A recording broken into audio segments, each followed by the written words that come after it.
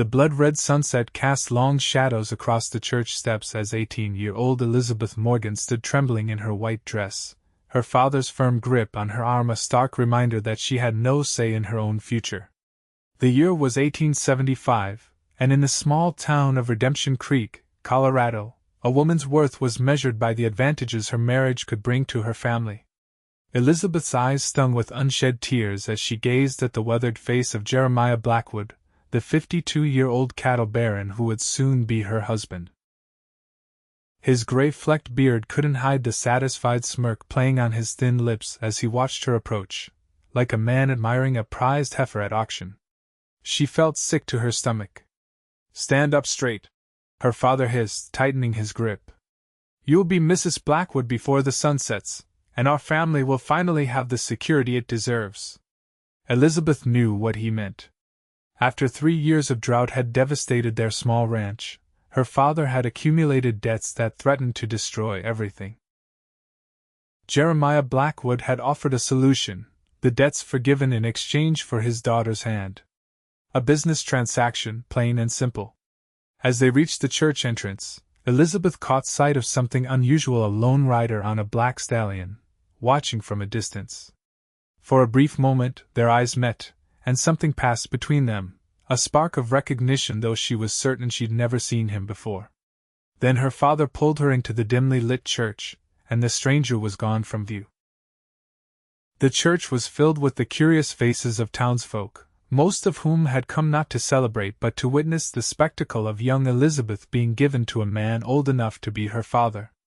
Elizabeth scanned the crowd desperately, searching for her mother, but found her seated in the front pew, eyes downcast, hands folded in resignation.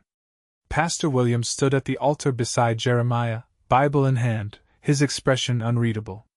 As Elizabeth was marched down the aisle, she felt as though she were walking to her execution rather than her wedding.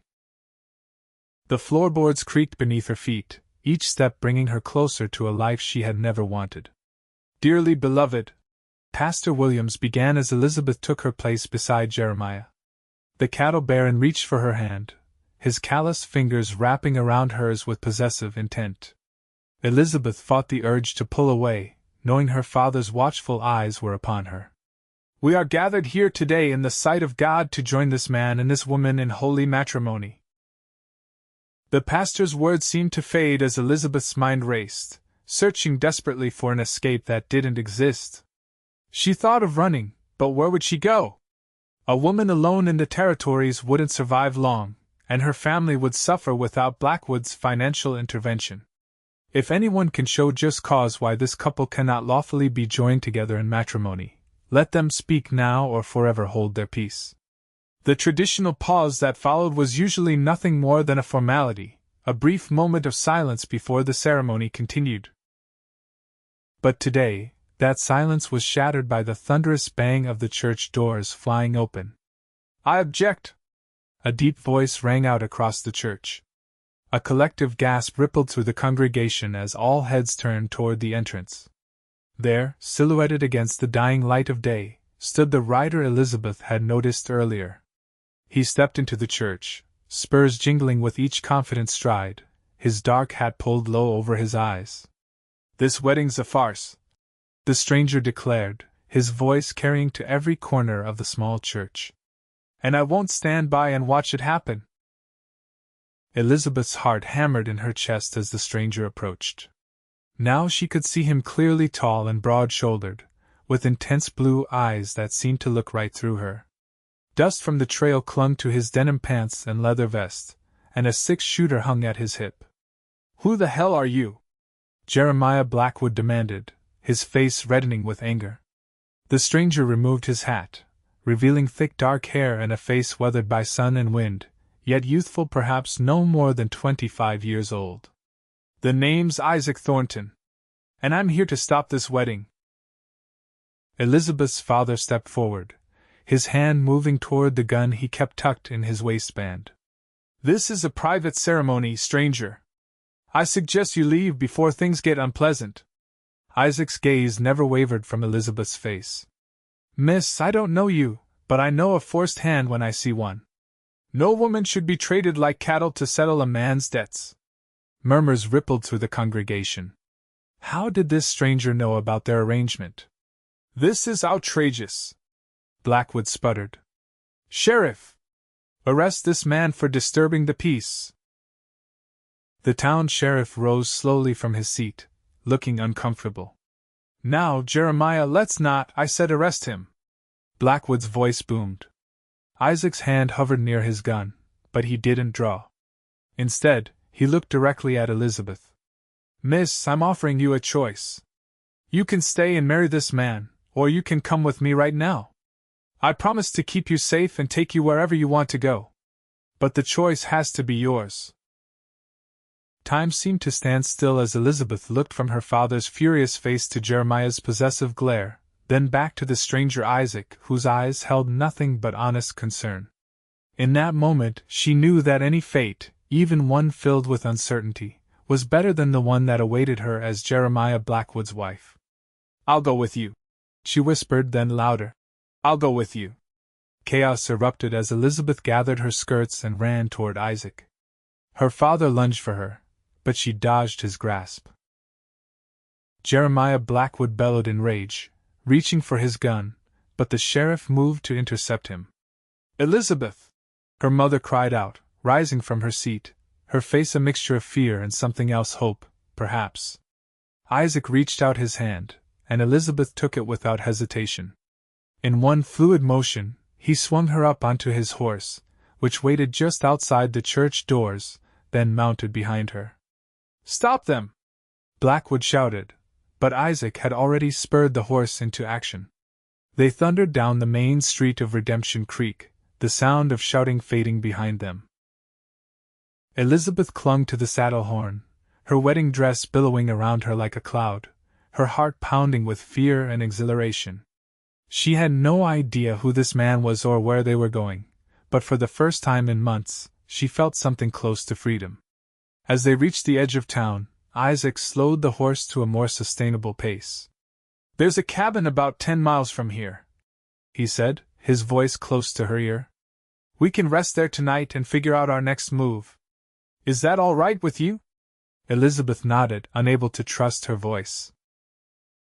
The reality of what she had just done was beginning to sink in. She had fled her wedding, abandoned her family, and placed her trust in a complete stranger. Yet somehow, despite the madness of it all, she didn't regret her decision. The sun had fully set now, leaving only a faint purple glow on the western horizon. Stars began to appear overhead, bright pinpricks against the darkening sky.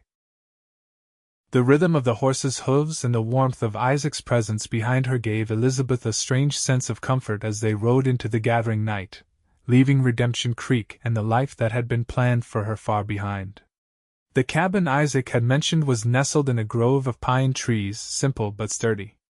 By the time they arrived, night had fully claimed the sky, and a chill had settled over the land. Elizabeth was shivering, her wedding dress offering little protection against the cool mountain air. Isaac dismounted first, then helped Elizabeth down from the horse. Her legs were unsteady after the long ride, and she stumbled slightly. Isaac caught her arm to steady her, then quickly released it, maintaining a respectful distance. It's not much, he said, gesturing toward the cabin. But it's dry and safe. No one will look for you here tonight. Elizabeth nodded, following him to the door. Isaac produced a key from his pocket and unlocked it, then stepped aside to let her enter first. Inside, the cabin was spare but clean: a table and chairs, a small stove, a narrow bed in one corner, and a chest against the wall. Isaac lit a lamp, casting a warm glow over the simple space. Are you hungry? He asked, moving to the stove. Elizabeth realized she hadn't eaten all day, too nervous about the wedding to stomach breakfast or lunch. Yes, she admitted. But first, I'd like to know why you did this. Why did you help me? Isaac paused, running a hand through his hair. I was passing through town and heard talk at the saloon about Blackwood marrying a girl half his age to settle her father's debts. It didn't sit right with me. He began to build a fire in the stove. I've seen what happens to women in such marriages. My own mother was forced to marry a man she despised after my father died. She withered away, piece by piece, until there was nothing left of the woman she used to be. Elizabeth sank into a chair, the weight of the day catching up with her. I'm grateful, truly. But I don't know what to do now. I can't go back to Redemption Creek, but I have nowhere else to go, no money, no family outside of town. Isaac nodded, understanding in his eyes. I'm heading to San Francisco. I have a friend there who owns a hotel. He's always looking for help. You could find work, make a fresh start. I'll see you safely there, if that's what you want. San Francisco. Elizabeth had only heard stories of the bustling city by the bay, so different from the small towns she'd known all her life. The idea was both terrifying and thrilling. I think I'd like that, she said softly. Isaac smiled, a warm, genuine smile that transformed his serious face. Good. We'll head out tomorrow. He returned to preparing a simple meal of beans and jerky, all he had on hand. There's a creek out back if you want to wash up. I'll stay in here, give you privacy. Elizabeth thanked him and slipped outside with the lamp. At the creek, she splashed cold water on her face, washing away the dust of the journey and the tears she hadn't realized she'd shed. She looked at her reflection in the water, her blonde hair falling loose from its pins, her blue eyes wide with uncertainty. What kind of woman runs away from her wedding? What kind of future awaited her now? But as she remembered Jeremiah Blackwood's possessive grip and cold eyes, she knew she'd made the right choice, whatever consequences might follow. When she returned to the cabin, Isaac had set out the food and was making up a bedroll on the floor for himself. You take the bed, he said, not looking up. You've had a harder day than most. Elizabeth wanted to object, to insist she could take the floor, but exhaustion was overtaking her. Thank you, she said instead, sitting down to eat the simple meal he prepared. They ate in companionable silence, both lost in their own thoughts. When they finished, Isaac took the plates outside to wash them, giving Elizabeth time to settle into the bed. She removed her shoes but kept her wedding dress on, having nothing else to wear. Later, with the lamp extinguished and only the dim glow of the bank stove illuminating the cabin, Elizabeth lay awake, listening to Isaac's steady breathing from his place on the floor. A man she'd known for mere hours, yet one who had changed the course of her life forever. Isaac? She whispered into the darkness. Yes? His voice was alert. He hadn't been sleeping either. I don't know how I'll ever repay you for what you've done today. There was a pause before he answered. Sometimes in life, we're given chances to do what's right. That's all I did today. Now get some sleep, Elizabeth. We have a long journey ahead. Elizabeth closed her eyes, letting the events of the day wash over her one last time before sleep claimed her. For better or worse, her life had changed irrevocably. Tomorrow would be the first day of a new beginning. Morning came with golden light filtering through the cabin's single window. Elizabeth woke disoriented, momentarily forgetting where she was. Then the memories flooded back: the wedding, the escape, Isaac. She sat up quickly, looking around the small cabin. Isaac was already awake, tending to the stove where coffee brewed. He'd been careful not to wake her, moving quietly about his tasks. When he noticed her stirring, he nodded in greeting. Morning, he said. Hope you slept well. Elizabeth smoothed her rumpled wedding dress, feeling self-conscious in the harsh light of day. Better than I expected, thank you. Isaac poured coffee into a tin cup and brought it to her.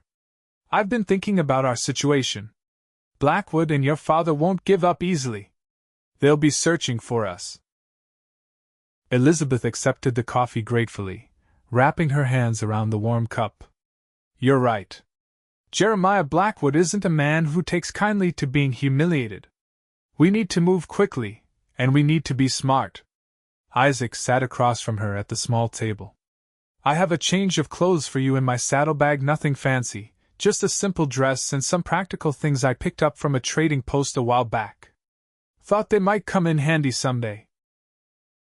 Elizabeth raised an eyebrow, curious about what kind of man carried women's clothing in his saddlebag, but decided not to question this unexpected stroke of luck. Thank you. I'd be grateful to get out of this wedding dress. Isaac nodded, then continued outlining his plan. We'll head west, but not directly. We'll take a roundabout route, stick to less traveled paths. It'll add time to our journey, but it's safer. How long will it take to reach San Francisco? Elizabeth asked, sipping her coffee. Under normal circumstances, about 3 weeks. With our detours and need for caution, probably closer to a month. Isaac's expression turned serious. Elizabeth, I need to know you understand what you're getting into. This won't be an easy journey. There will be danger, discomfort, long days in the saddle. If you've changed your mind, I haven't. Elizabeth interrupted firmly. Whatever hardships lie ahead, they're nothing compared to a lifetime with Jeremiah Blackwood. Isaac studied her face, seeming to gauge her resolve, then nodded once. All right then. Get changed and have some breakfast. We leave within the hour. After breakfast, Elizabeth changed into the clothes Isaac had provided: a simple brown dress, practical boots, and a sturdy coat. The dress was a bit large, but with some adjustments, it served its purpose. She emerged from the cabin feeling transformed, more like a woman embarking on an adventure than a runaway bride. Isaac had packed their meager supplies and saddled the horse. He looked up as Elizabeth approached, and for a moment, something flickered in his eyes: appreciation, perhaps, or surprise at her transformation. What should I do with this? Elizabeth asked, holding up the wedding dress. Isaac considered for a moment, then said, Leave it. If anyone comes searching, it might throw them off our trail, make them think we separated. Elizabeth nodded and draped the dress carefully over a chair inside the cabin. It felt symbolic somehow, like shedding her old life along with the garment. Outside, Isaac helped her mount the horse, then swung up behind her. Ready? He asked, his voice close to her ear. Elizabeth took a deep breath of the pine-scented morning air. Ready, she affirmed, and they set off, leaving the cabin and its brief sanctuary behind. They rode west for several hours, keeping to wooded areas when possible, avoiding the main trails. Isaac was a skilled horseman, guiding his mount confidently through difficult terrain. He was also vigilant, frequently checking behind them for signs of pursuit. By midday, they stopped at a small stream to rest and water the horse. As Elizabeth stretched her legs, wincing at the soreness from hours in the saddle, she noticed Isaac scanning the horizon with a worried expression. What is it? She asked. Dust cloud back east. He pointed, and Elizabeth squinted in that direction, eventually making out a faint haze in the distance. Could be nothing. Could be trouble. Jeremiah's men? Isaac nodded grimly. Possibly. We need to move faster. He quickly refilled their water canteens.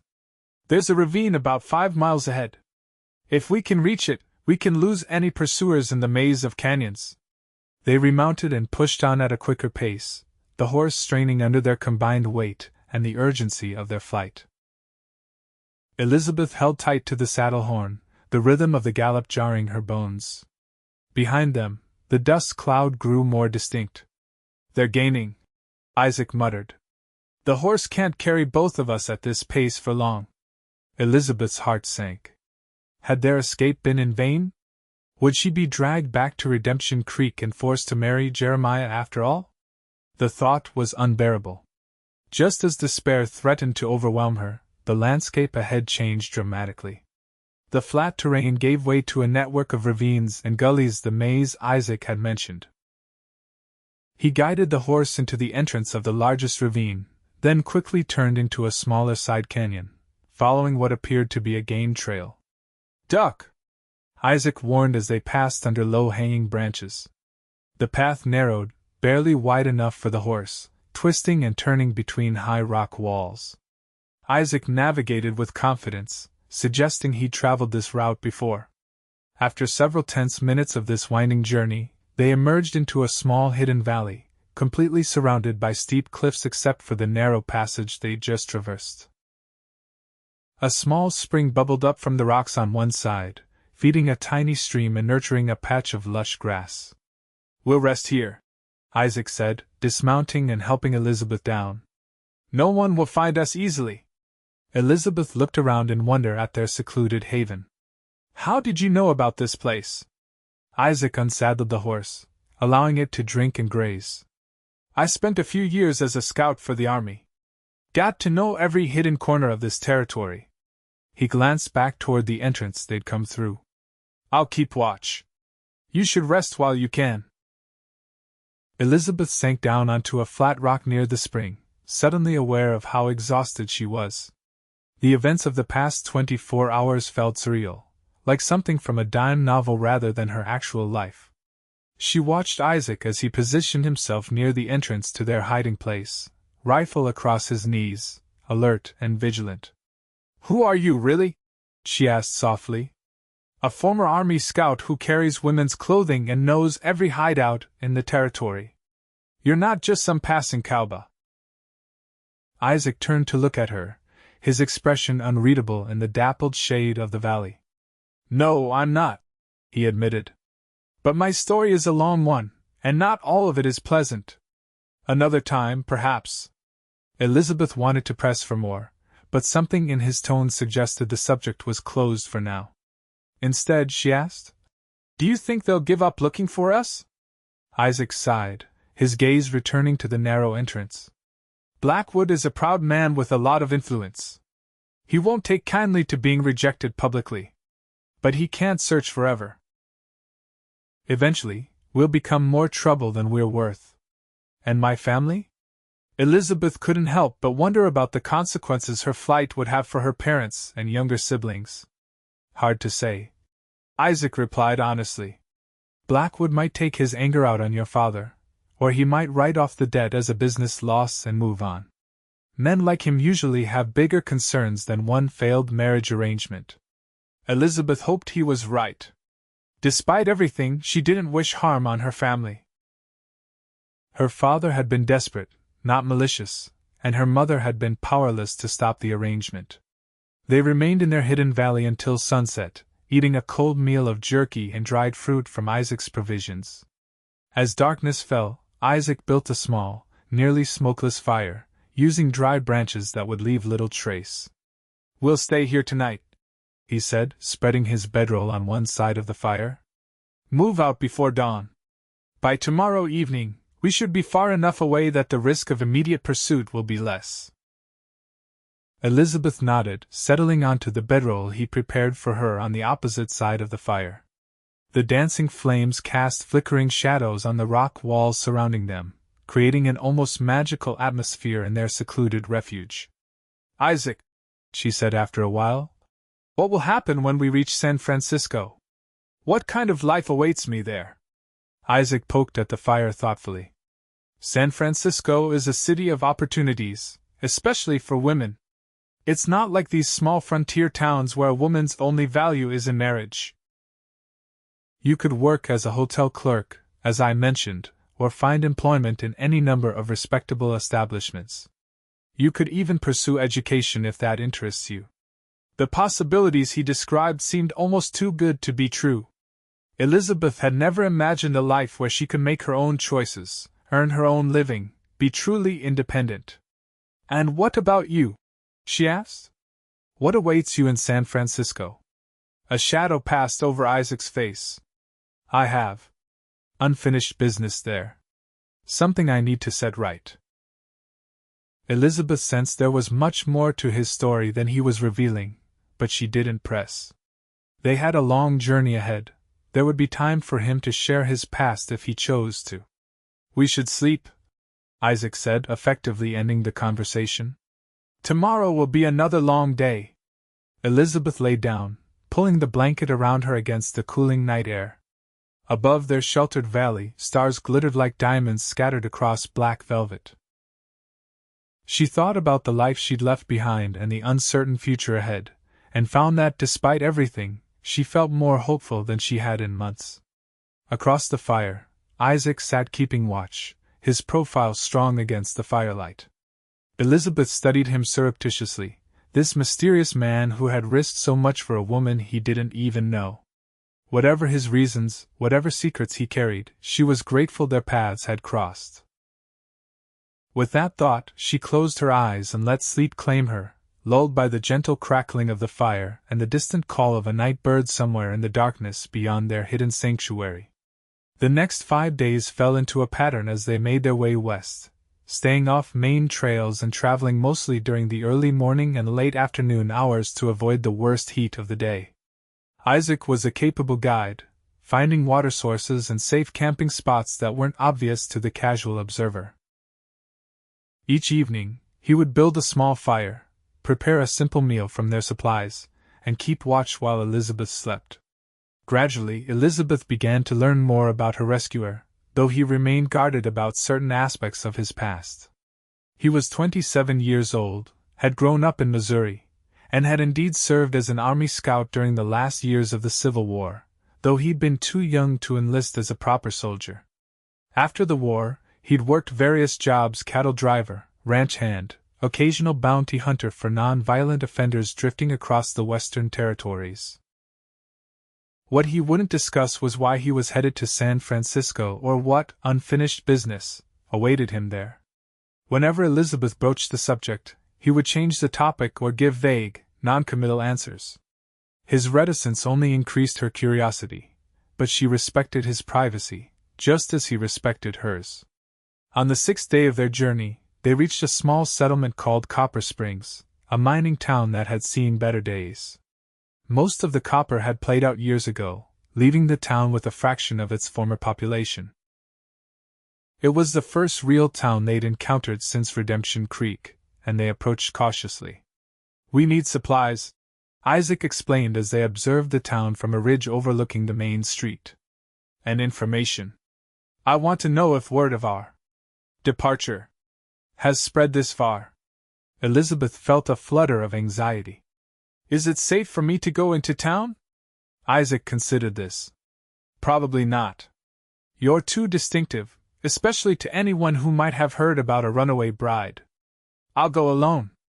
There's a small cave about half a mile back that I noticed." "You can wait there with the horse."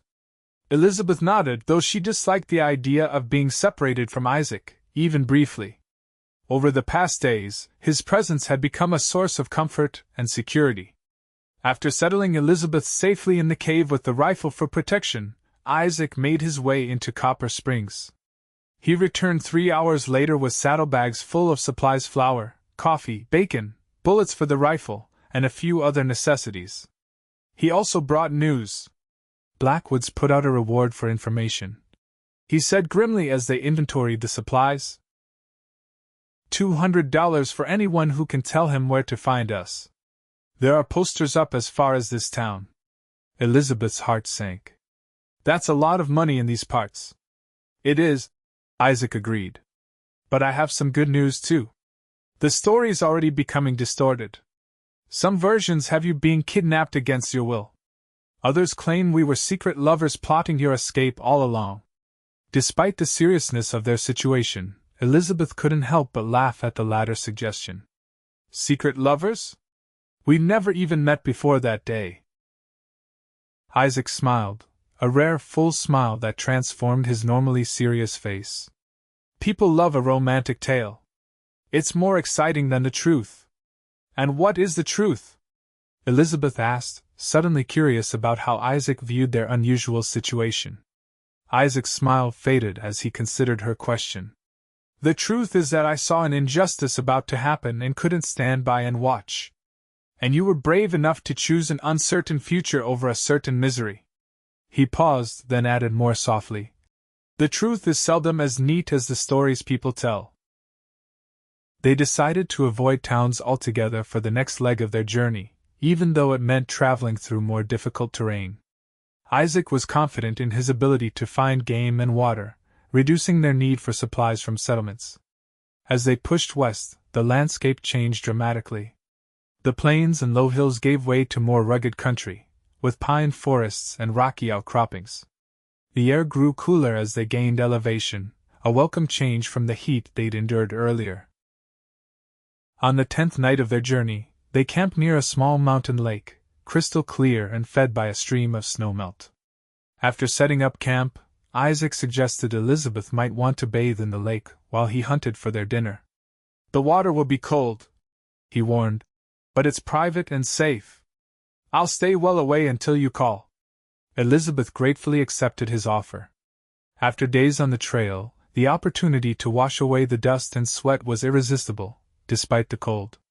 She waited until Isaac had disappeared into the trees with his rifle, then made her way to the lake's edge. The water was indeed cold, taking her breath away as she waded in, but also wonderfully refreshing. She had brought along a small piece of soap Isaac had purchased in Copper Springs, and she used it to wash her hair and body, feeling more human with each passing moment. As she dressed again in her now clean clothes, letting her hair dry in the late afternoon sun, Elizabeth found herself thinking about the strange turn her life had taken.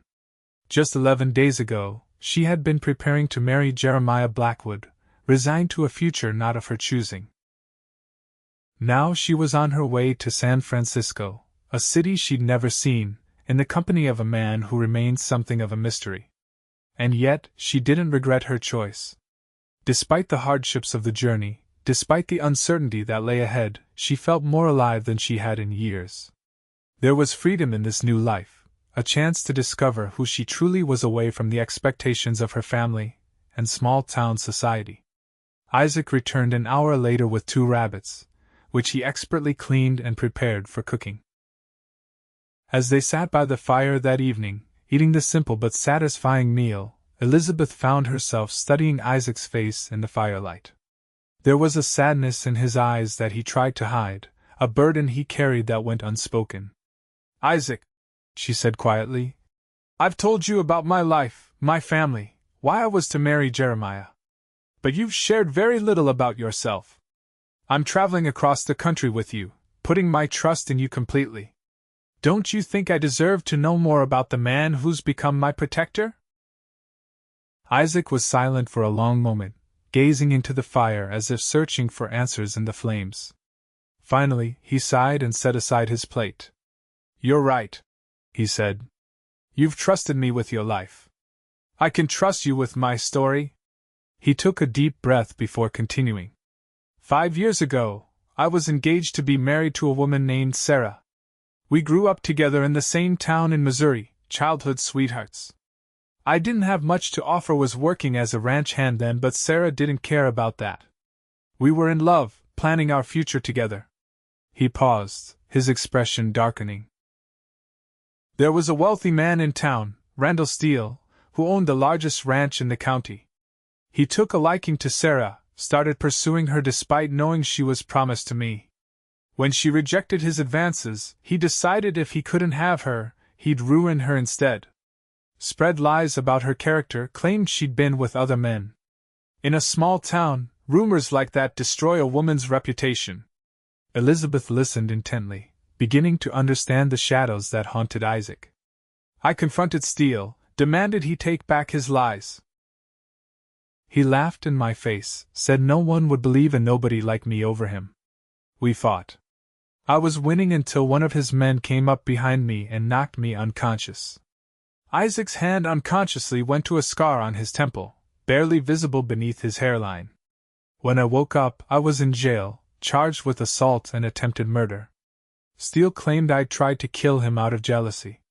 That's terrible, Elizabeth murmured, her heart aching for the injustice he'd suffered. It gets worse, Isaac continued grimly. While I was in jail awaiting trial, Steele went to Sarah's father with an offer he'd drop the charges against me if Sarah agreed to marry him instead. Her father, worried about her ruined reputation and my potential prison sentence, pressured her to accept. By the time I was released, she was Steele's wife. Elizabeth gasped softly. Oh, Isaac, I'm so sorry. I tried to see her, to convince her to leave with me, but Steele kept her virtually prisoner on his ranch. The last time I managed to speak with her, she told me she was pregnant with his child and couldn't leave.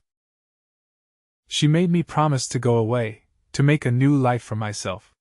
His voice cracked slightly. So I did. I rode west and never looked back. Until now, Elizabeth said, suddenly understanding. She's in San Francisco, isn't she? That's your unfinished business. Isaac nodded slowly. About 6 months ago, I received a letter forwarded through several post offices.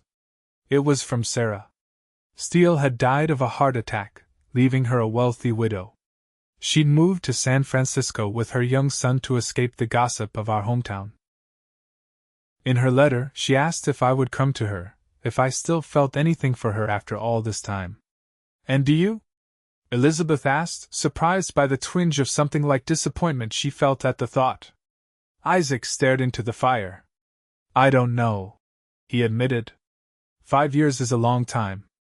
We're both different people now. But I need to find out. I owe it to the man I was, the man who loved her completely, to at least see her face to face once more. Elizabeth nodded, understanding his need for closure, even as she felt an unexpected sadness settling in her chest. Of course, Isaac had a past, a life before their paths crossed. It was foolish to feel anything but gratitude toward him for his help. And yet, over these days of traveling together, sharing meals and conversations, trusting each other with their safety, something had shifted between them, at least for her. Thank you for telling me, she said finally. I understand now why you were so quick to help me. You saw in my situation an echo of Sarah's. Isaac looked up, meeting her eyes across the fire. Perhaps. But it was more than that. There was something about you, Elizabeth, your courage even in the face of fear, your willingness to risk everything for a chance at freedom. Not everyone would have taken my hand and fled into the unknown. His words warmed her more than the fire before them. For a moment, they simply looked at each other, an unspoken connection hanging in the air between them. Then Isaac cleared his throat and rose to his feet. We should get some rest. We've got a mountain pass to navigate tomorrow, and it won't be easy going. Elizabeth nodded, the moment broken. As she settled into her bedroll, she found herself wondering about Sarah, this woman from Isaac's past who still held his heart. What would happen when they reached San Francisco? Would Isaac reunite with his lost love, leaving Elizabeth to forge her own path alone? The thought troubled her more than it should have, and it was a long time before sleep finally claimed her, despite the exhaustion of the day's journey. The mountain pass proved as challenging as Isaac had predicted. Their horse struggled on the steep, rocky trail, forcing them to dismount and lead the animal for much of the way. By midday, dark clouds had gathered overhead, and thunder rumbled in the distance. We need to find shelter, Isaac said, eyeing the sky with concern. Mountain storms can be dangerous, and we're exposed up here. They pushed on, searching for a suitable place to wait out the approaching storm. The first fat raindrops were beginning to fall when Isaac spotted a rocky overhang about 50 yards off the trail. They hurried toward it, reaching the natural shelter just as the skies opened up. The overhang formed a shallow cave, deep enough to protect them and the horse from the driving rain, but not so deep as to potentially harbor wild animals. Isaac quickly gathered what dry wood he could find nearby and started a small fire near the entrance, where the smoke could escape without filling their shelter. Outside, the storm raged, lightning flashing across the sky and thunder crashing overhead. The temperature dropped rapidly, and Elizabeth shivered in her damp clothes. Without a word, Isaac removed his coat and placed it around her shoulders, his hand lingering briefly before he turned back to tend the fire. "Thank you," she said, pulling the coat tighter around herself, inhaling the scent of leather and pine that she'd come to associate with him. "It's my fault we're in this situation," Isaac replied, not looking up from the fire. "I should have noticed the storm signs earlier." "You can't control the weather," Elizabeth pointed out. "And we found shelter in time. We're safe." Isaac nodded absently, still seeming troubled. Elizabeth studied his profile in the firelight, wondering what thoughts were passing behind those intense blue eyes. Was he thinking of Sarah, the woman waiting for him in San Francisco? Or was he simply concerned about their journey, the dangers that might still lie ahead? As the afternoon wore on, the storm showed no signs of abating. They would be forced to spend the night in their rocky shelter, waiting for morning to continue their crossing of the pass. Isaac prepared a meal from their supplies, and they ate in companionable silence, listening to the rain drumming on the rocks outside. "How much farther to San Francisco?" Elizabeth asked eventually, breaking the silence. "About 2 weeks, if the weather cooperates," Isaac replied. "We'll reach the foothills on the other side of this pass tomorrow, then it's through gold country and on to the coast." 2 more weeks in Isaac's company before they reached their destination. The thought filled Elizabeth with conflicting emotions: gladness for the continued journey together, anxiety about what would happen when it ended. "Tell me about your friend, the one who owns the hotel," she said, seeking distraction from her thoughts. Isaac's expression lightened somewhat. "Thomas Harrington. We served together during the war. He was a lieutenant, I was just a scout, but rank didn't matter much out in the field. We saved each other's lives more than once.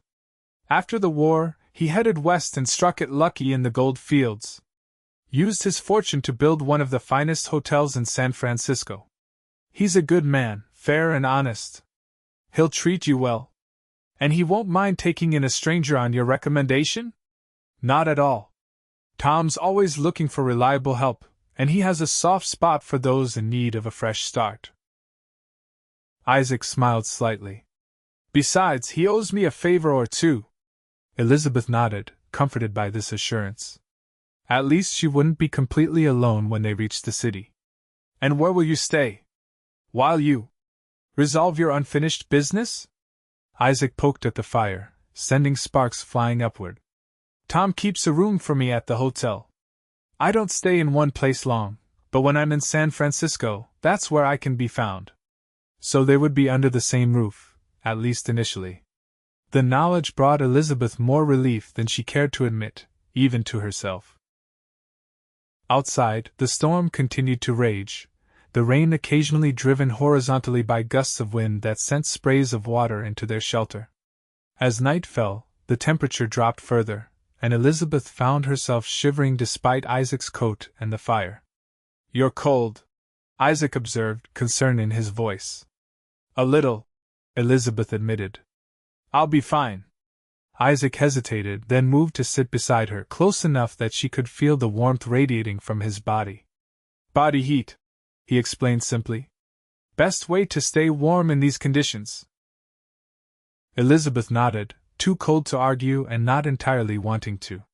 She leaned slightly against his solid presence, grateful for the warmth, and, if she were honest with herself, the closeness. They sat that way for some time, watching the fire and listening to the storm.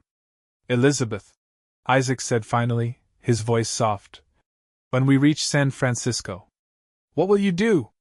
Beyond working at the hotel, I mean." The question caught her off guard. "I haven't thought that far ahead," she admitted. "Everything happened so quickly." "I suppose I'll work, save money, perhaps take some classes if that's possible. I want to learn, to experience things I never could in Redemption Creek." "You'll do well there," Isaac said with quiet confidence. "You have a strength in you that most people lack. I saw it the moment you made the decision to leave with me, a complete stranger, rather than resign yourself to a life you didn't want." His words warmed her more than the fire or his proximity. "You saw something in me that I didn't even see in myself," she said softly. Isaac turned slightly to look at her, their faces close in the dim light of the fire.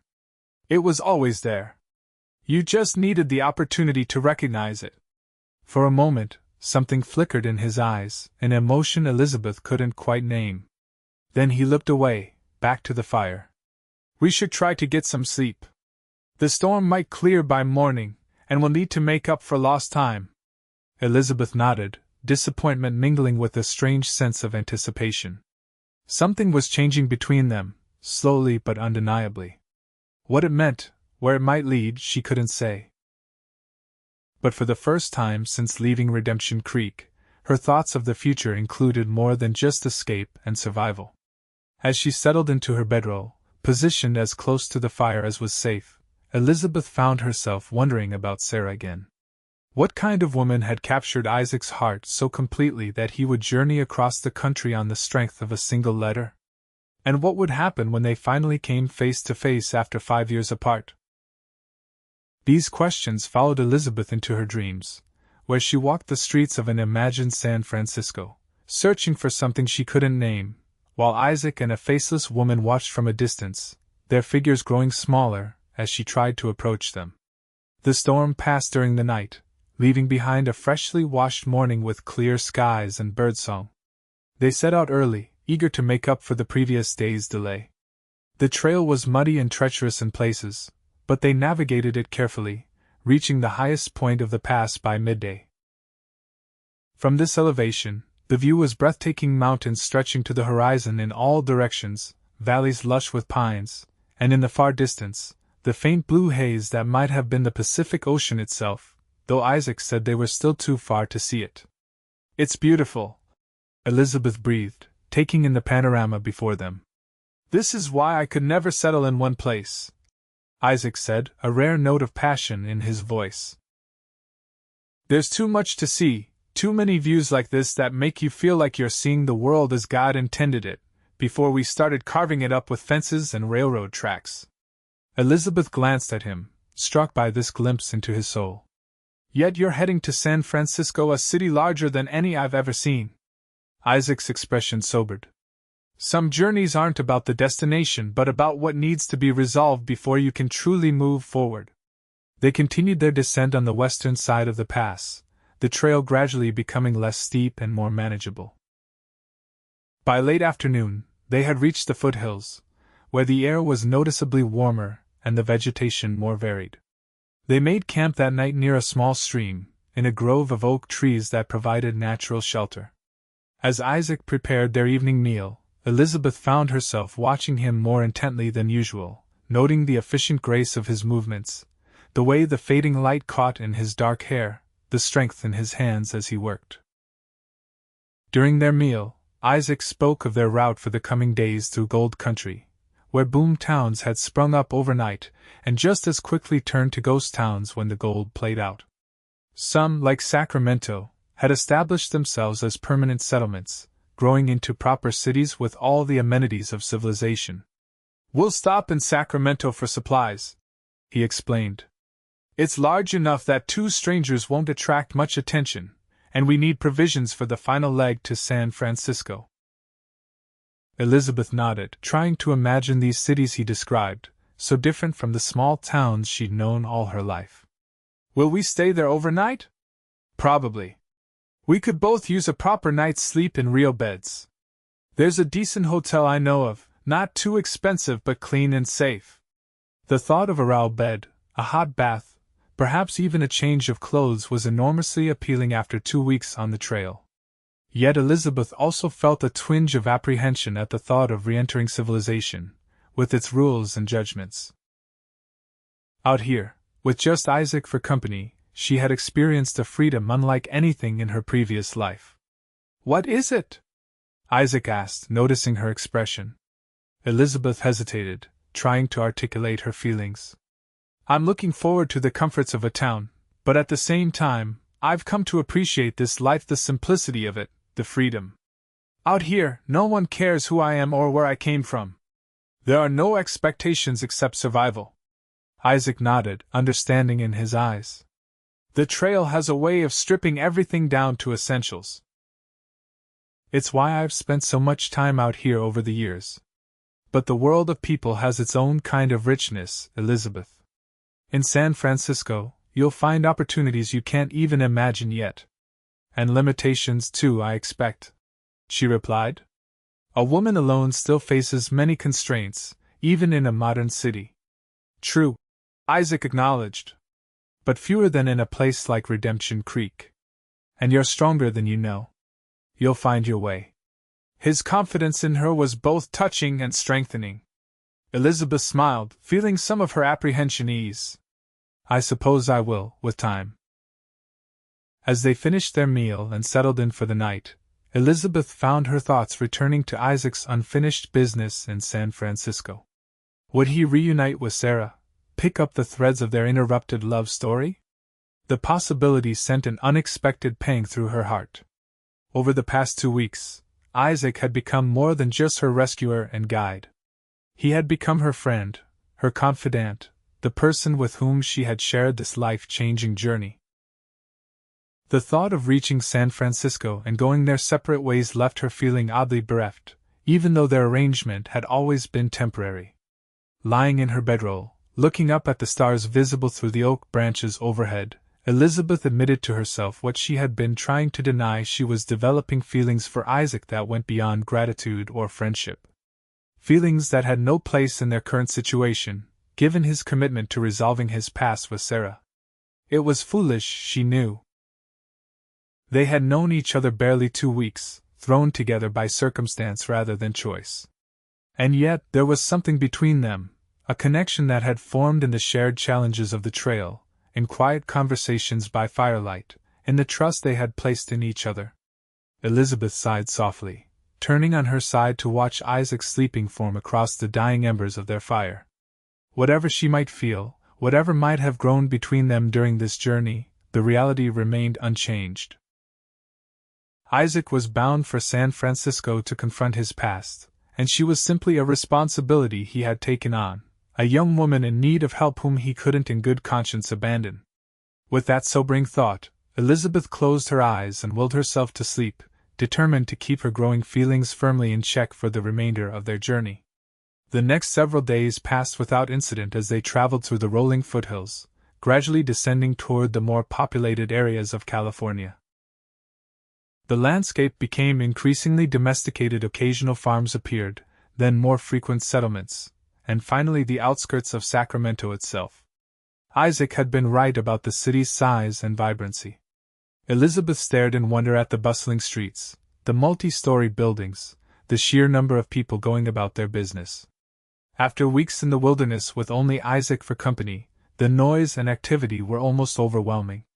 They stabled their horse at a livery near the edge of town, then made their way to the hotel Isaac had mentioned. It was a modest establishment, but clean and respectable. Isaac secured 2 rooms, one for Elizabeth, and one for himself, and arranged for hot baths to be prepared for both of them. "Take your time," he told Elizabeth at her door. "I have some errands to run, supplies to purchase, a few other matters to attend to. I'll meet you in the hotel dining room at 6 for dinner." Elizabeth nodded, suddenly feeling awkward in this new setting. On the trail, their roles and relationship had been clear. Here, in civilization, everything seemed more complicated. "I'll see you at 6 then." The hot bath was pure bliss after weeks of cold water creek baths or no baths at all. Elizabeth soaked until the water began to cool, washing her hair thoroughly and scrubbing away the last traces of trail dust from her skin. After drying off, she put on her now clean dress, the same one Isaac had provided at the beginning of their journey, which she had washed in streams whenever possible. Looking at her reflection in the small mirror above the washstand, Elizabeth hardly recognized herself.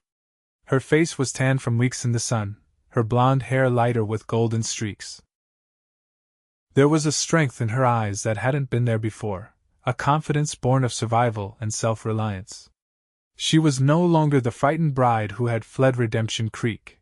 She was a woman who had crossed mountains and faced dangers without flinching. At precisely 6 o'clock, Elizabeth made her way to the hotel dining room, where Isaac was already waiting at a table. He had cleaned up as well, shaved his trail beard, and changed into fresh clothes: a crisp white shirt, dark trousers, and a vest that looked new. His dark hair was neatly combed, though still longer than was fashionable in town. He stood when he saw her, and something in his expression made her heart beat faster. "Elizabeth," he said, pulling out her chair. "You look rested." "Thank you," she replied, taking her seat. "So do you. I barely recognize you without trail dust." Isaac smiled, a genuine smile that reached his eyes. "I clean up reasonably well when the occasion demands it. I took the liberty of ordering for both of us. The steak here is excellent, and after weeks of trail food, I thought a proper meal was in order." The dinner that followed was the most pleasant Elizabeth could remember. The food was indeed excellent: tender steak, fresh vegetables, warm bread with real butter, and apple pie for dessert. But it was the conversation that made the evening special. Away from the constant demands of the trail, They were able to talk more freely, sharing stories and observations, laughing in a way they rarely had during their journey. Isaac spoke of his travels throughout the West, describing places of incredible beauty that few white men had seen. Elizabeth told him about her childhood dreams of becoming a teacher before her father's financial troubles had made such aspirations seem impossible.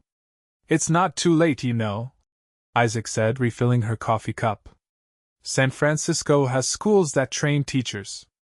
With some savings from your hotel work, you could pursue that dream." The thought was both exhilarating and intimidating. "Do you really think it's possible?" "I do," Isaac said with conviction. "You have the intelligence and determination. The rest is just details." As the evening wore on, Elizabeth found herself wishing it wouldn't end. Here, in this comfortable dining room with good food and conversation, it was easy to forget the circumstances that had brought them together, the uncertainties that awaited them in San Francisco. But eventually, the dining room began to empty, and they could delay no longer.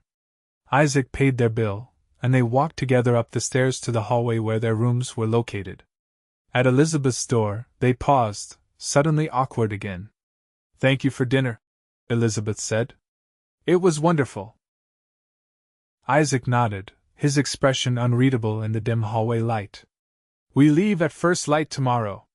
It's about 3 days to San Francisco from here, if the weather holds." 3 days? Elizabeth repeated softly, the words hanging between them like a deadline. For a moment neither moved. Then Isaac reached out hesitantly, his hand gently brushing a strand of hair from her face. The touch was so light, so brief, that Elizabeth might have imagined it if not for the warmth that lingered on her cheek. "Good night, Elizabeth," he said, his voice lower than usual. "Good night, Isaac," she replied, her own voice barely above a whisper. He turned and walked to his own room, glancing back once before entering and closing the door behind him.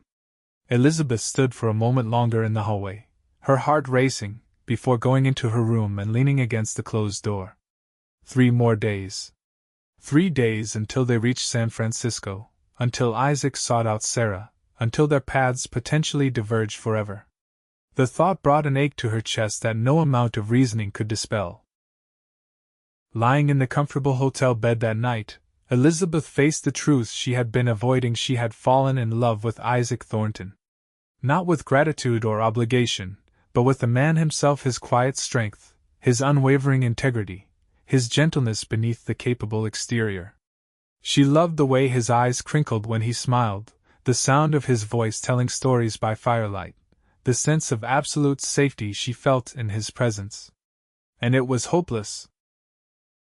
Isaac was committed to resolving his past with Sarah, the woman he had loved enough to cross the country for on the strength of a single letter. Elizabeth was nothing more than a responsibility he had taken on, a young woman in need who had crossed his path at a particular moment. 3 more days. Elizabeth closed her eyes, willing herself to make the most of them, to treasure each moment of Isaac's company without expectation or demand. When they reached San Francisco, she would thank him sincerely for all he had done, wish him happiness with Sarah, and set about building her new life. It was the only honorable course, the only one that respected the man Isaac had shown himself to be. With that resolution firmly in mind, Elizabeth finally drifted into sleep, her dreams filled with winding trails and a tall figure always just ahead, leading the way to an uncertain destination. They left Sacramento at dawn as planned, their horse rested and their supplies replenished. The final leg of their journey took them through increasingly settled country farms, orchards, small towns strung along the route to San Francisco. The roads were better maintained here, allowing for faster travel, and they made good time each day. True to her resolution, Elizabeth savored these final days with Isaac, storing up memories like treasures to be examined later in solitude. They talked easily of many things, books they had read, places they had seen, their hopes for the future. But neither mentioned what awaited them in San Francisco, as if by unspoken agreement they were extending their time together for as long as possible. On the afternoon of the 3rd day, they crested a hill and saw it at last. San Francisco spread before them, a city of surprising size perched on hills overlooking a vast bay. Ships of all sizes dotted the harbor, evidence of the city's importance as a port. Even from this distance, Elizabeth could make out the grid of streets, the substantial buildings, the bustling activity of a thriving metropolis. "It's magnificent," she breathed, taking in the panorama. "It is," Isaac agreed, a note of pride in his voice, as if showing her something that belonged to him. "Wait until you see it up close. There's no other city quite like it." They continued down the hill, joining the increasing traffic on the road into the city. Wagons loaded with produce, riders on horseback, and the occasional carriage passed them, everyone intent on their own business. No one gave them a second glance, just another couple arriving in a city that welcomed newcomers daily. As they entered the outskirts of San Francisco, the sounds and smells of the city enveloped them: the clatter of wheels on cobblestones, the calls of street vendors, the mingled aromas of food, animals, and the sea. Elizabeth tried to take it all in, overwhelmed by the sensory assault after weeks in the relative quiet of the trail. Isaac guided them confidently through the streets, clearly familiar with the city's layout. They passed through neighborhoods that ranged from elegant to modest, ultimately arriving at a busy commercial district where a handsome 4-story building bore a sign proclaiming it the Harrington Hotel. "Here we are," Isaac said, reining in their horse in front of the establishment. "Journey's End." A stable boy came forward to take charge of their horse, and Isaac helped Elizabeth dismount for the last time. She stood on the sidewalk, suddenly uncertain, as Isaac retrieved their few belongings from the saddlebags. "Come on," he said gently, noting her hesitation. "Let's get you settled." The interior of the Harrington Hotel was impressively elegant without being ostentatious: polished wood, tasteful furnishings, a large desk where a clerk greeted guests. Isaac approached the desk with confidence, Elizabeth following more hesitantly. "Isaac Thornton!" the clerk exclaimed with genuine pleasure. "It's been too long. Mr. Harrington will be delighted to see you." "Good to see you too, Frank," Isaac replied warmly. "Is Tom around?" "In his office. I'll send word you're here." The clerk rang a small bell, summoning a young boy who scurried off with the message. "Your usual room is ready, of course. Mr. Harrington keeps it available for you." "Thank you. And I'll need another room as well, for Miss Morgan here." The clerk's eyes shifted to Elizabeth, assessing her quickly but not unkindly. "Of course, sir. We have a lovely room on the 3rd floor that would be suitable for the lady." Before the arrangements could be completed, a booming voice called from across the lobby. "Isaac Thornton, you old scout! About time you showed your face again." Elizabeth turned to see a tall, robust man with a neatly trimmed beard striding toward them. He was expensively dressed but carried himself with the easy confidence of someone who had earned his position rather than inherited it. Isaac grinned, stepping forward to meet the man with an outstretched hand. "Tom Harrington. Still looking prosperous, I see." Thomas Harrington ignored the hand and pulled Isaac into a bear hug instead. "Prosperous enough. And you're still looking like you sleep under the stars more often than in a proper bed." He stepped back, holding Isaac at arm's length to inspect him. "But you're here now, and that's what matters." Isaac turned to include Elizabeth in the conversation. "Tom, I'd like you to meet Miss Elizabeth Morgan.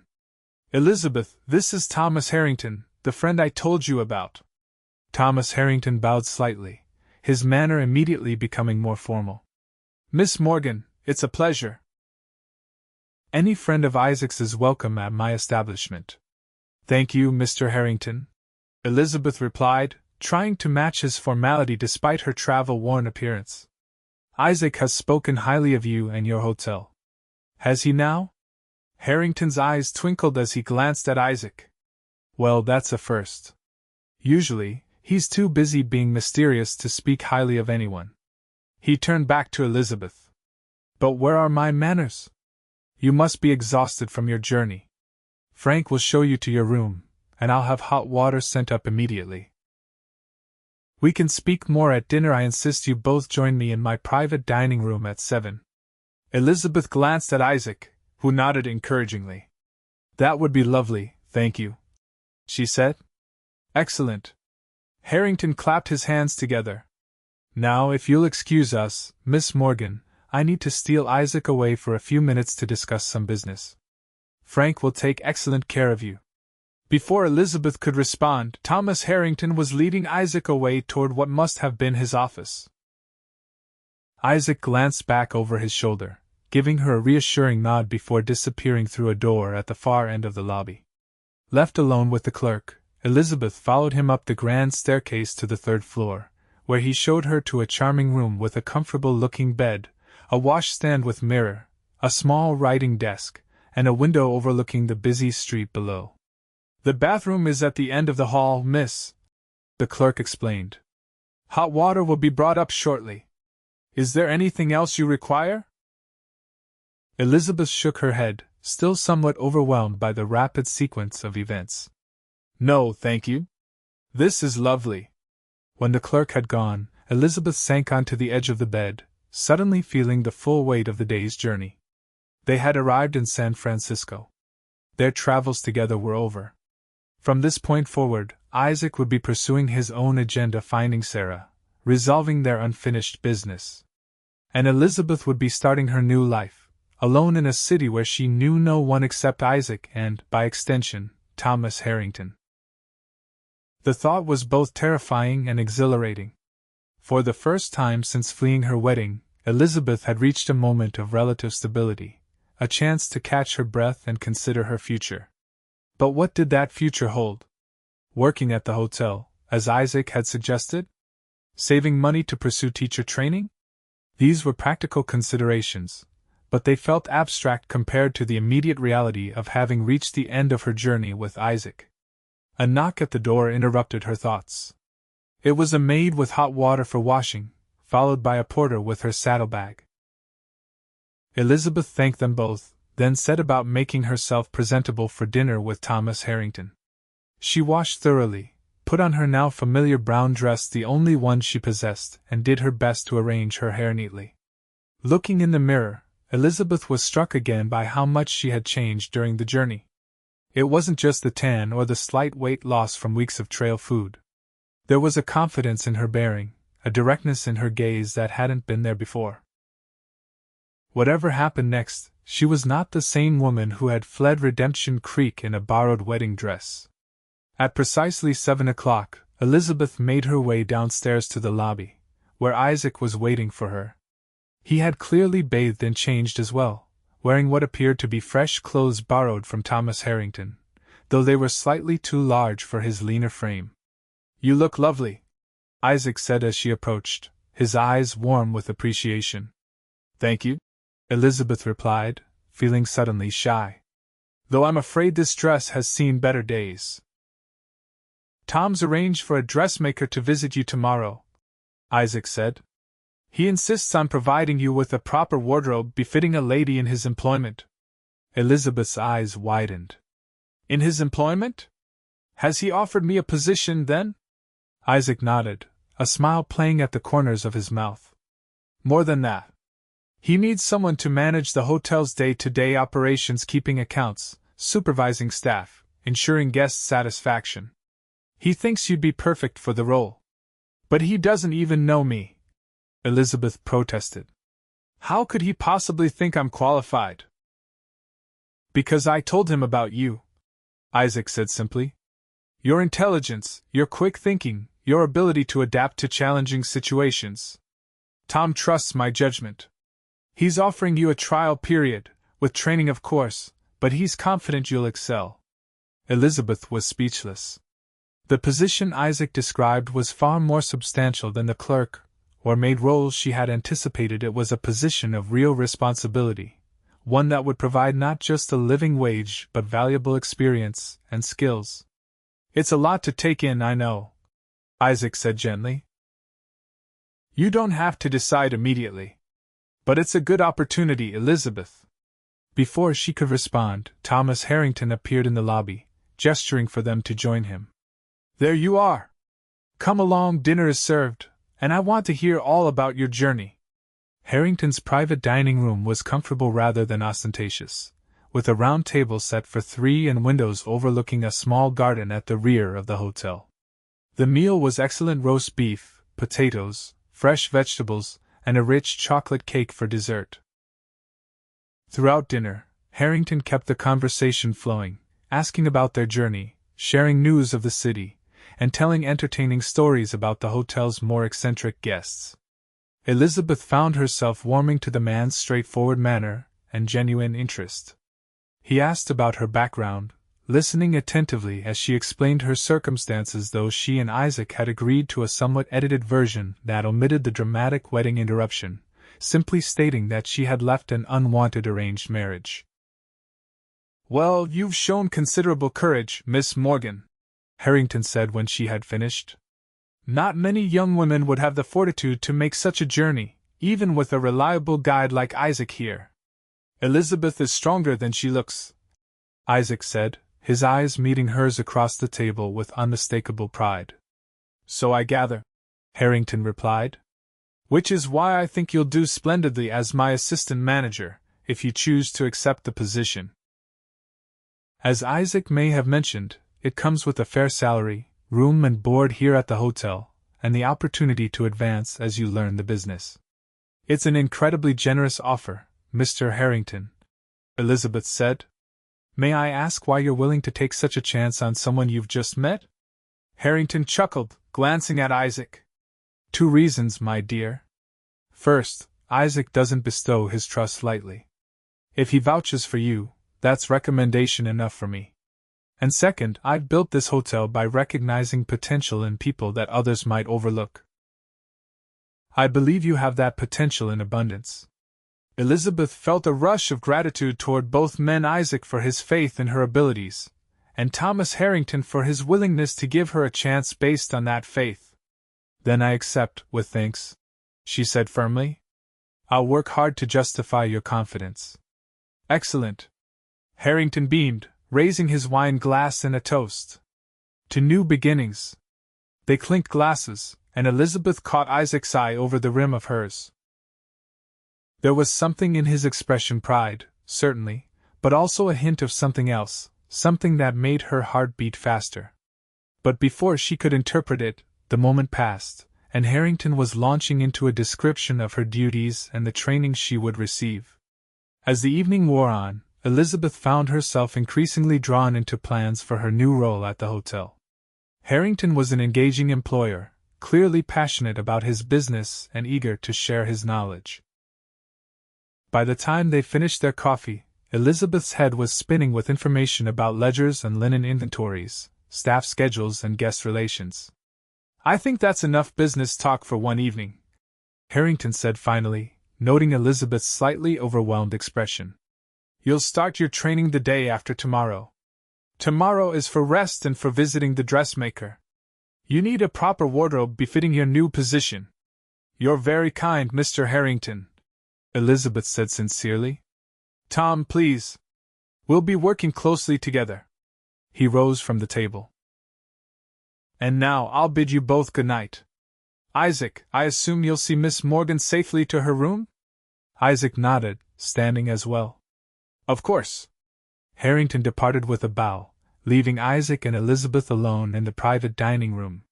For a moment neither spoke, the silence between them charged with unspoken thoughts.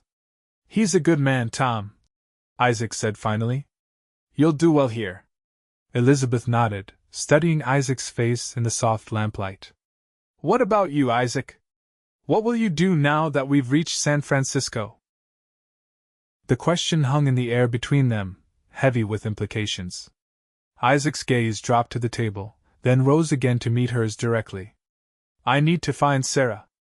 To see her face to face, to understand if what we once had still exists, or if it's become just a memory to be honored and then set aside." Elizabeth felt her heart constrict at his words, but she kept her expression neutral. "Of course. You've come all this way. You need to know." Isaac hesitated, then reached across the table to take her hand. His touch was warm, his calloused palm a reminder of all they had experienced together. "Elizabeth, these past weeks, they've meant more to me than I can express. Whatever happens next, I want you to know that. Elizabeth looked down at their joined hands, fighting the urge to grasp his more tightly, to ask him not to go. But she had no right to make such a request. Isaac had fulfilled his promise to see her safely to San Francisco, to help her begin a new life. His obligation to her was complete. They've meant a great deal to me as well, she said softly, gently withdrawing her hand. I owe you my freedom, my future. I will always be grateful for what you've done. Isaac's expression clouded slightly at the word grateful, as if it wasn't what he had hoped to hear. But he nodded, rising from his chair. It's getting late. Let me walk you to your room. They ascended the grand staircase in silence, each lost in their own thoughts. At Elizabeth's door, they paused, the moment reminiscent of their last night in Sacramento, yet somehow more final. When will you go? Elizabeth asked, unable to keep the question inside. Tomorrow, Isaac replied. Sarah's address was in her letter. It's not far from here, in a residential neighborhood to the west. Tomorrow. So soon. Elizabeth nodded, trying to keep her expression composed.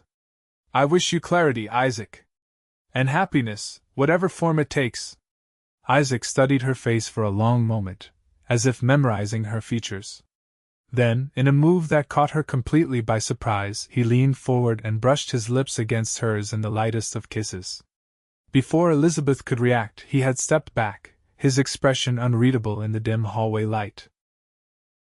Good night, Elizabeth, he said softly, then turned and walked away toward his own room at the end of the hall. Elizabeth stood frozen at her door, her fingertips touching her lips where his had been moments before. What did it mean? A farewell? A beginning? Or simply an acknowledgement of the connection that had grown between them during their journey?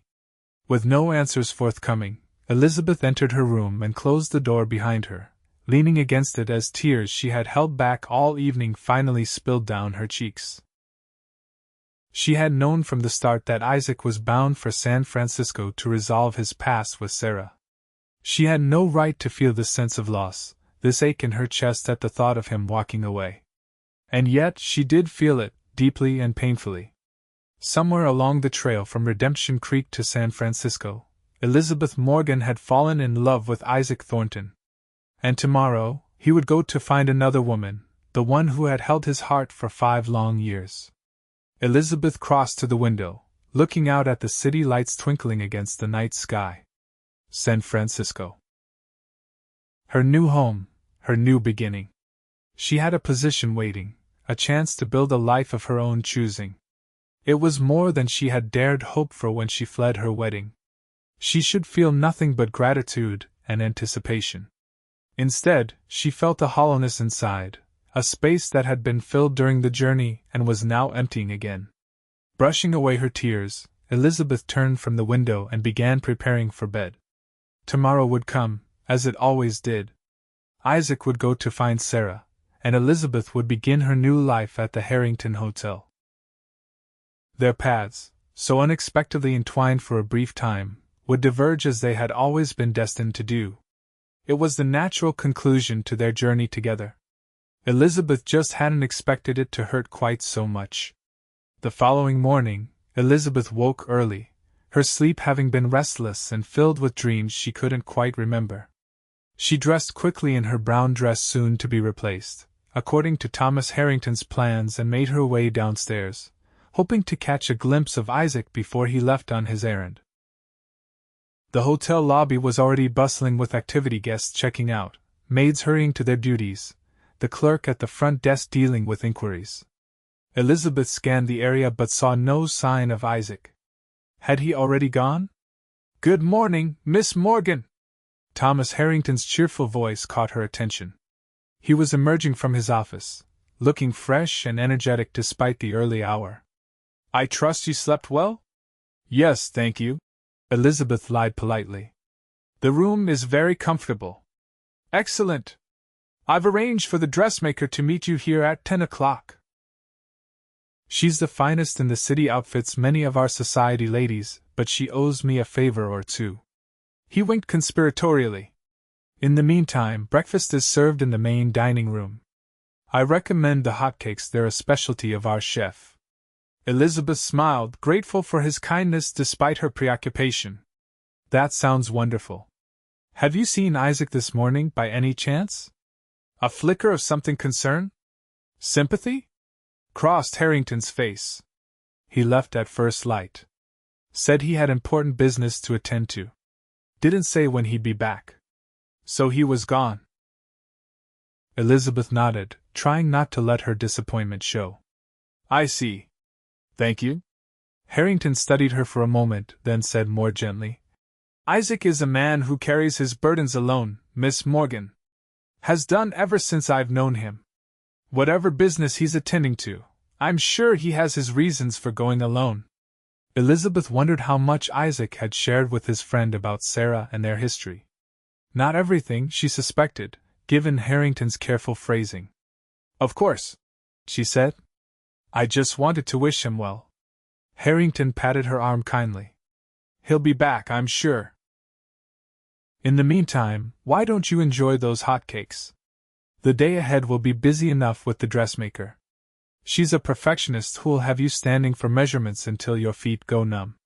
Elizabeth laughed despite herself, allowing Harrington to guide her toward the dining room. In that case, I'd better fortify myself properly. The hotcakes were indeed excellent, served with fresh butter and maple syrup. Elizabeth ate mechanically, her mind elsewhere despite the quality of the food. Where was Isaac now? Had he found Sarah already? Were they talking, reminiscing, perhaps even embracing as long-separated lovers reunited at last? The thought brought a renewed ache to her chest, and Elizabeth forced herself to focus on her breakfast. She had no claim on Isaac, no right to feel this way. He had rescued her from a forced marriage, guided her safely across the country, and secured her a position that promised independence and security. She owed him her gratitude, not this selfish desire to keep him from his own happiness. The dressmaker arrived precisely at 10 o'clock, a tiny, silver-haired woman with sharp eyes and a no-nonsense manner that belied her advanced age. Madame Lefebvre, as she introduced herself, took one look at Elizabeth's brown dress and clicked her tongue disapprovingly. This will not do, not at all, she declared in a French accent that had softened but not disappeared over what must have been decades in America. Come, come, we have much work to do. What followed was exactly as Thomas Harrington had predicted. Hours of standing while Madame Lefebvre took precise measurements, showed fabric samples, and sketched designs for the wardrobe she deemed necessary for Elizabeth's new position. By the time the dressmaker finally departed, promising delivery of the first dresses within 3 days, Elizabeth was exhausted but impressed by the woman's professionalism and artistic eye. The remainder of the day passed in a blur of activity. Thomas Harrington introduced Elizabeth to key staff members, gave her a comprehensive tour of the hotel, and began explaining the basics of the hotel's operations. It was clear he intended her training to begin immediately, formal starting date notwithstanding. Elizabeth threw herself into the learning process, grateful for the distraction from thoughts of Isaac and his mission. The hotel was a fascinating enterprise, more complex than she had realized, with countless details requiring attention to ensure smooth operation. By the time evening arrived, her head was swimming with information, but she felt a genuine interest in the work that awaited her. Dinner that night was a quiet affair in the hotel's main dining room, where Elizabeth ate alone at a small table, observing the other guests and staff interactions with new awareness. There was still no sign of Isaac, and she deliberately avoided asking about him when Thomas Harrington stopped by her table to inquire about her day. After dinner, Elizabeth retreated to her room, where she found a package waiting on her bed, a nightgown and robe of fine cotton, along with a note from Thomas Harrington explaining that these were to tide her over until Madame Lefebvre's creations were ready. The thoughtfulness of the gesture brought tears to her eyes, a reminder that she was not entirely alone in this new city. As she prepared for bed, Elizabeth found herself drawn to the window once more, looking out at the city lights and wondering where Isaac was at that moment. Had his meeting with Sarah gone as he hoped? Would he return to the hotel tonight, Or had he already found the closure or new beginning he sought? These questions followed Elizabeth into sleep, where her dreams were filled with winding trails that never quite reached their destination, and a tall figure always just beyond her reach. The next 3 days fell into a pattern as Elizabeth began her training in earnest. Thomas Harrington proved to be a patient teacher, explaining the hotel's systems and introducing her to the responsibilities that would eventually be hers. The staff, initially cautious with this newcomer who had so quickly gained the owner's favor, gradually warmed to her as they recognized her genuine interest in learning and her respectful treatment of everyone, regardless of position. Through it all, there was no sign of Isaac. Elizabeth tried not to dwell on his absence, focusing instead on absorbing as much knowledge as possible about her new role. But each night, alone in her room, she found herself wondering where he was and what had happened with Sarah. On the 4th morning, as Elizabeth was reviewing the previous day's accounts with Thomas Harrington in his office, a knock at the door interrupted their work. Frank, the front desk clerk, entered with an envelope in hand. "Message from Miss Morgan, sir," he said, extending the envelope toward Elizabeth. Her heart leaped at the sight of her name written in a bold, masculine hand that she immediately recognized as Isaac's. "Thank you, Frank," she said, taking the envelope with fingers that trembled slightly. "Go ahead," Thomas Harrington said, noting her hesitation. "I need to speak with the chef anyway. Take your time." When he had left, closing the door behind him, Elizabeth broke the seal on the envelope and unfolded the single sheet of paper inside. "Elizabeth, I hope this letter finds you well and settling into your new position at the hotel. Tom speaks highly of your quick learning and natural aptitude for the work. I owe you an explanation for my abrupt departure and continued absence. I have indeed located Sarah and spoken with her at length. The conversation was not what I expected, in ways both difficult and clarifying. I find I need some time alone to consider what I've learned and what it means for my future path. I've taken a room at a small inn near the waterfront while I sort through these matters. Please know that my thoughts are with you, and that I intend to return to the Harrington when I've reached some resolution. With deepest regard, Isaac. Elizabeth read the letter twice, trying to discern what lay behind the carefully neutral words. He had found Sarah and spoken with her, but the outcome had not been what he expected. What did that mean? Had Sarah rejected him? Had he discovered his feelings for her had changed? Or was there some other complication entirely? Whatever the case, Isaac clearly needed time alone to process the experience. Elizabeth folded the letter and slipped it into her pocket, feeling both relief that he had reached out and disappointment that his message revealed so little of his true state of mind. When Thomas Harrington returned, he found Elizabeth staring thoughtfully out the window, the morning's accounting ledger temporarily forgotten. "News from Isaac?" he asked gently. Elizabeth turned, surprised by his perceptiveness. "Yes. He's staying at an inn near the waterfront. He says he needs time to think." Harrington nodded, as if this confirmed something he had suspected. "Isaac has always been one to wrestle with his thoughts in private. When he's ready, he'll return." "You know him well," Elizabeth observed. "Well enough to recognize when something or someone has affected him deeply." Harrington's keen eyes studied her face. "He's different since arriving with you, Elizabeth. Quieter, more reflective. In all the years I've known him, I've never seen him look at anyone the way he looks at you." Elizabeth felt her cheeks warm at his words. "We traveled a long distance together under challenging circumstances. Such journeys create bonds." "Indeed they do," Harrington agreed. "But there are bonds and then there are bonds." He smiled kindly, then gestured toward the ledger on his desk. "Now, shall we continue with these accounts? The hotel won't run itself, after all." The next week passed in a blur of activity. Madame Lefebvre delivered the first of Elizabeth's new dresses, practical but elegant garments suitable for her position, and her training progressed rapidly under Thomas Harrington's guidance. She began taking on real responsibilities, supervising the housekeeping staff, handling guest complaints, and managing the daily accounting with increasing confidence. The work was engaging and satisfying in ways Elizabeth hadn't anticipated. She discovered a natural talent for organization and a genuine enjoyment of the human aspects of hotel management, ensuring guest comfort, mediating staff disputes, creating systems that ran smoothly without being rigid. Thomas Harrington praised her progress lavishly, declaring that she was exceeding his already high expectations. Through it all, Isaac remained absent, though Thomas occasionally mentioned having received a brief message from him, confirming he was still in the city but not yet ready to return to the hotel. Elizabeth tried not to let her disappointment show, focusing instead on the opportunities before her. She was building a life in San Francisco, just as she had hoped, a life of independence, meaningful work, and new experiences. And yet, there remained a hollow place inside her, a space that had been filled during those weeks on the trail with Isaac.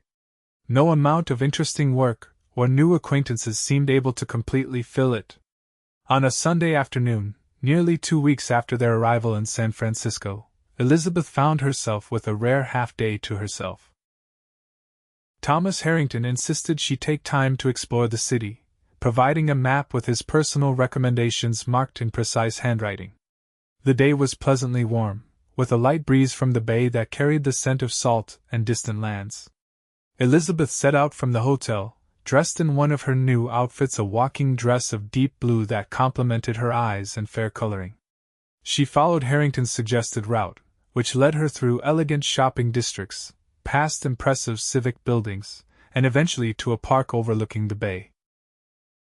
The view was spectacular. Ships of all sizes dotted the harbor, from small fishing boats to massive clipper ships bound for distant ports. Beyond the bay, hills rose in gentle contours, their slopes dotted with the first buildings of expanding settlements. It was a view that spoke of possibility, of horizons both literal and figurative. Elizabeth found an empty bench and sat down, breathing in the fresh air and allowing herself, for the first time in days, to think fully about Isaac and what his continued absence might mean. Had he reconciled with Sarah? Was he even now making plans for a future with her? Or had their reunion proven disappointing, leaving him adrift and uncertain? "I thought I might find you here." The familiar voice behind her made Elizabeth's heart leap. She turned quickly to find Isaac standing a few feet away, looking somewhat thinner than when she'd last seen him, with shadows under his eyes suggesting recent sleepless nights.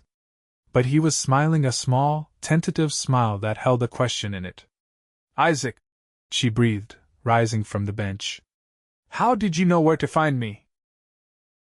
"Tom mentioned you were taking the afternoon to explore the city. This park was on his list of recommendations. I know because he gave me the same list when I first came to San Francisco." Isaac moved closer, stopping just an arm's length away. "It's good to see you, Elizabeth." "And you," she replied, studying his face for clues to his state of mind. "Your letter. I wasn't sure when you might return to the hotel." Isaac glanced out at the bay, then back to her. "May I sit with you? There's much I need to say." Elizabeth nodded, returning to the bench. Isaac sat beside her, maintaining a respectful distance between them. For a moment neither spoke, both watching the ships moving across the sun-dappled water. "I found Sarah," Isaac said finally, his voice low but steady. "She lives in a fine house in the western part of the city with her son, who's now 4 years old. She was surprised to see me. Apparently, she wasn't entirely certain her letter would reach me, given my wandering ways." Elizabeth listened silently, her heart beating rapidly as she waited for what would come next. "We talked for hours that first day," Isaac continued. "About the past, about what happened after I left, about her life with Steele and since his death. She's changed, Elizabeth. The girl I knew in Missouri has become a different woman, stronger in some ways, more guarded in others.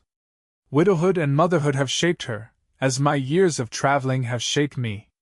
He paused, seeming to gather his thoughts before continuing. "I went back several times over the past 2 weeks.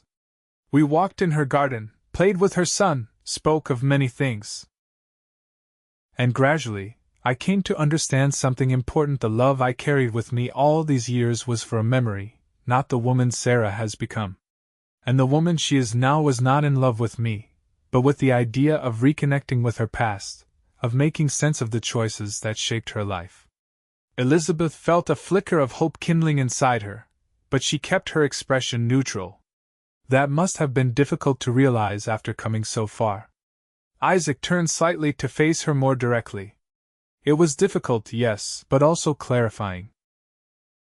Sarah and I parted as friends, with genuine affection and mutual respect. But we both recognize that the future we once imagined together is no longer the future either of us wants. And what future do you want, Isaac? Elizabeth asked softly, hardly daring to breathe as she waited for his answer. Isaac's gaze held hers steadily. That's what I've been contemplating these past days. For years, my life has been defined by movement, by restlessness, by the search for something I couldn't quite name. I thought finding Sarah would provide answers, would tell me where I belong. He reached out slowly, taking Elizabeth's hand in his. What I didn't expect was to find those answers elsewhere on a journey I undertook for entirely different reasons. Elizabeth looked down at their joined hands, then back up to Isaac's face. What are you saying? I'm saying that somewhere between Redemption Creek and San Francisco, something changed for me. I began to see a different kind of future, one that didn't involve constantly moving, constantly searching. One that might include putting down roots, building something lasting. His voice softened. One that might include you if you're willing. Elizabeth's heart felt too large for her chest, hope and joy threatening to overwhelm her. Are you certain, Isaac? This isn't just gratitude or obligation? Isaac smiled, a full, genuine smile that reached his eyes. Elizabeth Morgan, the last thing I feel for you is obligation. What I feel is admiration for your courage, respect for your intelligence, and a depth of caring that took me by surprise. I've spent 2 weeks trying to make sense of these feelings, to be sure they're real and not just the product of our shared journey. And I'm certain now. He leaned closer, his free hand gently touching her cheek. I'm falling in love with you, Elizabeth. Not with a memory or an idea, but with the woman you are, the woman who fled her wedding rather than accept a life she didn't want, who crossed mountains and deserts without complaint, who's already making her mark on this city after just 2 weeks. Tears filled Elizabeth's eyes, tears of a joy so intense it was almost painful. I've been falling in love with you too, she whispered. I tried not to, knowing you had come to find Sarah. But I couldn't help it. Isaac's smile widened, and he leaned forward to press his lips gently against hers, a real kiss this time, not the fleeting touch they had shared outside her hotel room. Elizabeth responded without hesitation, her hand rising to rest against his chest, feeling the strong, steady beat of his heart beneath her palm. When they finally parted, Isaac kept his face close to hers, his eyes searching her features as if memorizing them. I don't have much to offer you, Elizabeth. I'm not a wealthy man like Thomas Harrington or Jeremiah Blackwood. But I promise you this: I will never ask you to be less than who you are. Your dreams will be as important as mine, your voice always heard. That's worth more than any fortune.